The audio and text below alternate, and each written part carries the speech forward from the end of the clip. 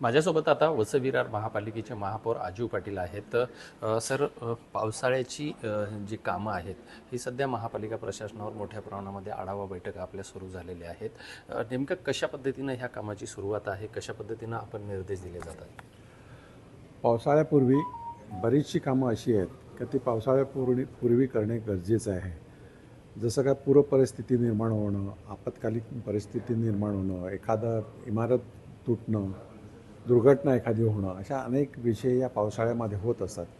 त्यासाठी पूर्वतयारी करणं हे गरजेचं आहे आणि त्यासंबंधी पूर्वतयारी चालू आहे। वसई विरारला एक महत्त्वाचा प्रश्न पावसाळ्यामध्ये होतो का 2-4 दिवस पाणी साठून राहतं काही विभागामध्ये।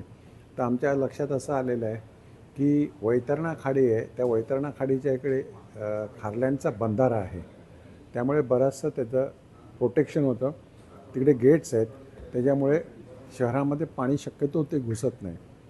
परंतु जी वसईची खाडी आहे, उल्हास नदी जी आलेली आहे, आमच्या असं लक्षात आलेलं आहे का त्याचं पूर्वी पाणी जे कळवा खाडीतनं मुंबई मार्गे समुद्राला जात होतं, कळवा खाडी ठाणे महापालिकेने बघितलं तर ब्रिजेस वगैरे बांधल्या, तिकडे काही वस्ती वाढली आणि गाळ न साफ केल्यामुळे कळवा खाडी मार्गे जाणारा जो पाणी होता तो सर्वच्या सर्व पाणी आता त्याच्यातला जवळपास 80% पाणी हा वसई खाडीमध्ये यायला लागला।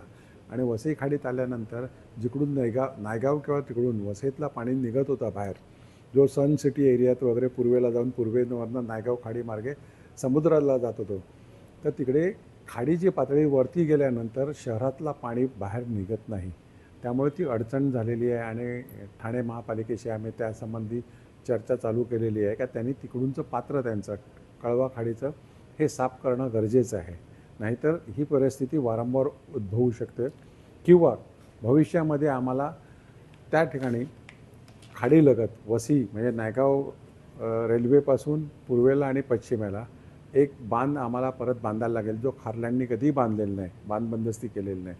तर भविष्यामध्ये आम्हाला तिकडे प्रोटेक्शन काहीतरी करायला लागेल, हे आम्ही याचा विचार करत आहोत। आता जे विकास कामं चालू आहेत, अनेक ठिकाणी जे बंधारे आहेत हे नैसर्गिक नाले या ठिकाणी दाबले गेलेले आहेत। रेल्वेच्या रुळाच्या बाजूला जे रोडचं कामं चालू आहे त्या ठिकाणी काही नैसर्गिक नाले दाबले गेलेत, त्यामुळे याचा फटका मोठ्या प्रमाणात बसतोय।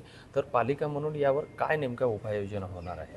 बघा, वसई विरार महापालिका क्षेत्रात सगळ्याच ठिकाणी जे नैसर्गिक नाले आहे त्याच्यामध्ये जर अतिक्रमण होत असेल किंवा त्याच्यात काही भराव होत असेल, काही चुकीच्या पद्धतीने होत असेल, तर ते तत्काळ दूर करण्यासाठी प्रशासनाला आम्ही आधीच आदेश दिलेले आहेत। आणि त्याप्रमाणे नालेसफाईच्या कामामध्ये अशा काही जर गोष्टी निदर्शनास आल्या तर त्याच्यावर कारवाई करून ते तिकडून हटवण्याची प्रक्रिया करायला सांगितलेली आहे। आता प्रशासनासोबत ज्या आपल्या बैठका झालेल्या आहेत त्या बैठकामध्ये महत्त्वपूर्ण असे कोणते निर्णय आहेत की जे पावसाळ्यापूर्वी करण्यात येणार आहेत? बघा, पावसाळ्यापूर्वी सर्वात महत्त्वाचं आहे का काय आपत्कालीन परिस्थिती निर्माण झाली तर काय काय असायला पाहिजे, कुठचे विभाग असायला पाहिजे, त्या सगळ्या विभागांनी सतर्क राहून एकमेकाला सहयोग करून ती कामं आत्तापासूनच जर पूर्वतयारी केली तर आयत्या टायमाला घाई होणार नाही। त्यासंबंधी सर्वच म्हणजे रेल्वे असेल, त्यानंतर कलेक्टर ऑफिस असेल, रेव्हेन्यू असेल, आपत्कालीन परिस्थितीशी सामना करणारे NDRF असेल, या सगळ्यांना, पोलीस विभाग आहे, आरोग्य विभाग आहे, महापालिकेचा साफसफाईचा कर्मचारी आहेत, इकडूनचे आमचे अधिकारी आहेत, AMC आहेत, या सगळ्यांना विविध जबाबदाऱ्या दिलेल्या आहेत आणि त्यांचं एकमेकांची बैठका घेऊन नियोजन पूर्ण चालू आहे। आता जी साफसफाई आणि पावसाळ्यापूर्वीच्या कामाचं एकूण महापालिकेचं कितीचं बजेट आहे आणि आता किती टक्के कामं पूर्ण झालेली आहेत? बघा, नाले साफसफाई किंवा गटार साफसफाईची कामं ही कंटिन्यूअस आहेत, फक्त पावसाळा आला म्हणून ती करायची असं नाही, ती कंटिन्यू चालू आहे।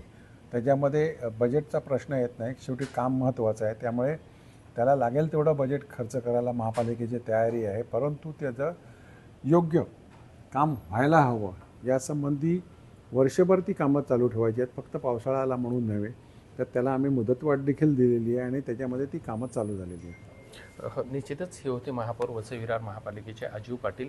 आणि जे पावसाळ्यापूर्वीच्या कामाला सर्वाधिक प्राधान्य देण्यात आलेलं आहे, कारण वसई विरार हा नेहमी पावसाळ्यामध्ये पाण्याखाली जातो। नेमकं कारण काय आहेत यासाठी सुद्धा प्रशासनाला सूचना दिल्याचं त्यांनी सांगितलं आहे।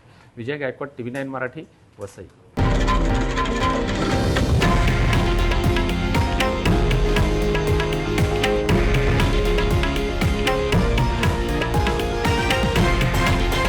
हे आहे देशातील नंबर 1 न्यूज नेटवर्क आणि आपण पाहत आहात TV9 मराठी, एकमेव.